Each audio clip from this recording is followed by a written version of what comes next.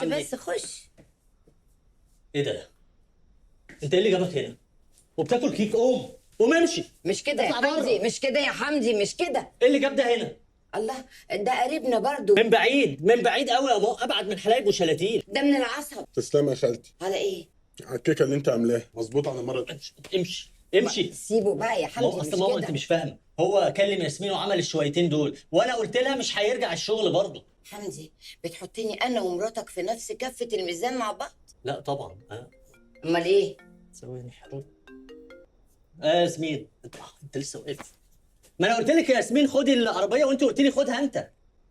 انت لسه واقف، ما تتحرك. مش كده يا حمدي. ما انت معاكي صفيه، مش لازم تجيبي حاجه الشهر كلها مره واحده. يا ابني اتحرك من هنا، ما تقفليش. الله.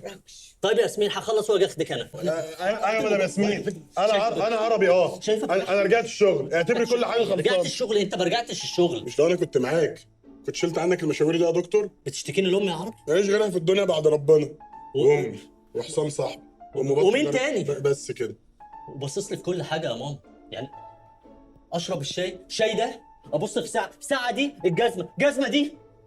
عشم، والله عشم. مش عشم، جشع. هبص في ورقتي. اسمع ما اقول لك يا عربي، اخر مرة اسمع الشكوى دي. لو حصل منك حاجة تاني انا مش هتدخلك ابدا. هقوله اخر مره.